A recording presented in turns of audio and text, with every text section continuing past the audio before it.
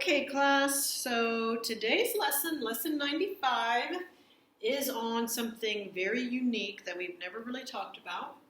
It's called slant height of pyramids and cones. Okay, so you need to make sure to get this definition in your notes. Slant height is different than the heights that we've been discussing before.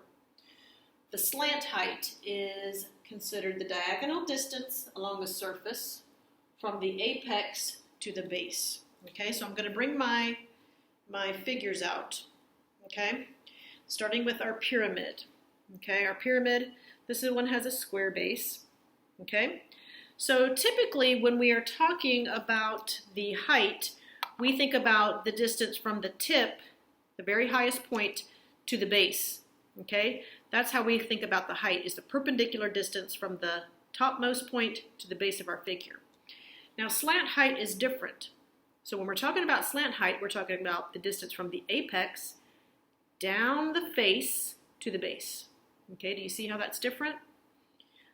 The apex down the face to the base. Okay, so it's not a perpendicular distance. Okay, let's think about it on a cone. So on our cone here, look at my cone. So when we think about the height of the cone, we think about the distance from the apex down to the base. Okay, that's what we've talked about before when we talk about height. So the difference for us on slant height is it's the distance from the apex down the face to the base. Okay, now what we have to think about when we're thinking about these figures, oops, I just dropped it, is we have to think about cross-section, okay? If I were to take my figure and cut it, okay, this face has the shape of a triangle, okay? So when I'm talking about my slant height, I can actually draw the slant height here, and it becomes the height of our pyramid becomes the height of our triangle, and the slant height is actually the hypotenuse of a right triangle. Okay? So when I think about it, I'm considering the height coming here through the middle, okay? And then creating the leg here. So then my slant height becomes the hypotenuse of a right triangle. Okay, hypotenuse, leg, and then the height from the apex to the base. Okay, so that's kind of strange to think about. Okay, same thing on our cone. Okay, I'm going to take the apex where it meets the base. That's going to be the height of our right triangle. Okay, so my slant height actually becomes the hypotenuse of my right triangle. Okay, this is hard to show you guys when you're not here, but I'm doing the best I can. Okay, so basically the slant height becomes the hypotenuse of a right triangle. Okay, if we're dealing with our pyramids and our cones. Okay, so let's go to trying some of these out. Okay, so let's picture a square pyramid. Okay, a square pyramid. The length of the base, okay, our square base, has a length of 10 centimeters, okay? We have a length of 10 centimeters. The height from the apex to the base, the height is 20 centimeters, okay? So what I do is I draw my triangle, okay? I'm going to draw my triangle, okay? My slant height becomes the hypotenuse of my right triangle. The height of my right triangle is the height of the pyramid, 20, and the base gets cut in half by the height of my figure, okay? So the base of my square is 10, but when I'm cutting this with the height, I get 5 on each side, okay? So I just use my Pythagorean theorem. This is my one leg, 5 squared. 20 is my other leg, 20 squared equals s squared. 25 plus 400 gives me 425. I just got my calculator and I said, well, what can 425 break down into? I said, well, it'll divide by 25, and if I divided 425 by 25, I got 17. So I knew it was 25 times 17.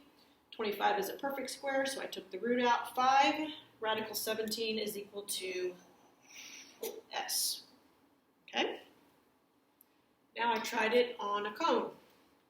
So I said, here's my cone. I'm going to say that the diameter of the base is 8 centimeters, and the height of the whole figure is 10 centimeters. Okay, so then I just drew my triangle. My height here, 10 centimeters, okay, goes through the middle of my right triangle. I broke my length of the base, the diameter of the circle, I broke it in half because my height breaks it in half, 4 and 4. So I see that my slant height is the hypotenuse of a right triangle formed from this cross section. So I use 4 squared plus 10 squared to get S squared. 116, I did the square root of 116. I knew that it would divide by 4, so I did it by my calculator. It came out to 4 times 29, so I took the root out, 2 radical 29 centimeters. And we could go ahead and use our calculator to calculate this in the nearest centimeter, okay?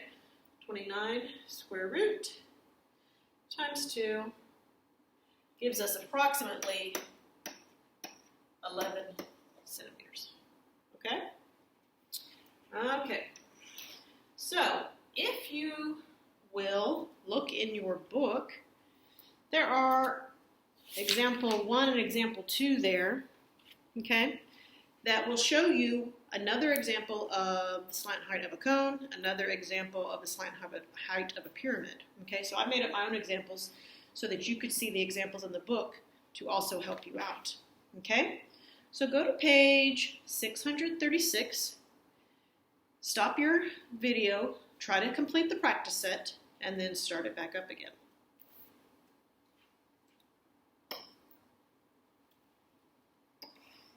Okay, A on the practice set. It says, what's the difference between height and slant height? I said the height is the distance from the apex to the base. It is the vertical distance, or we would say the perpendicular distance, okay?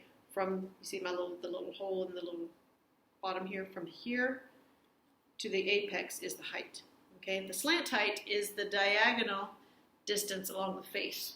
Apex down to the base along the face would be our slant height, okay? And then B says,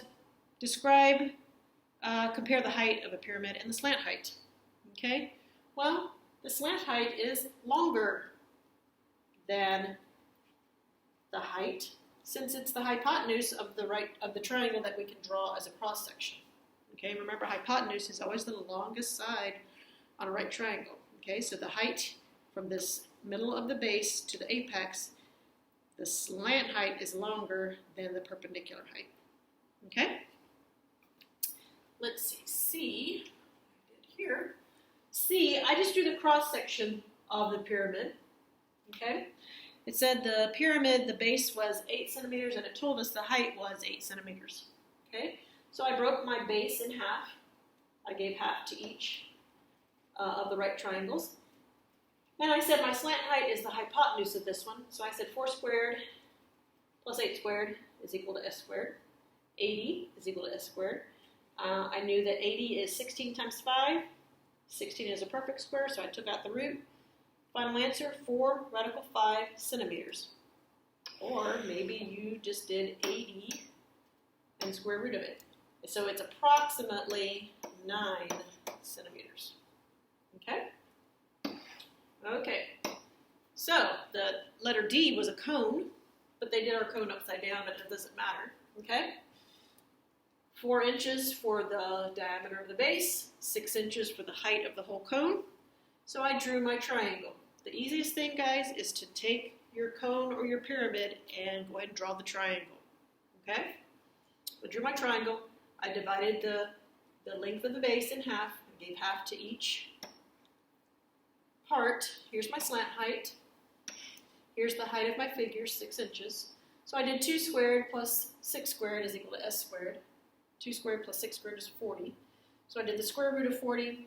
I broke 40 down into 4 times 10. My root of 2 came out 2 radical 10 inches.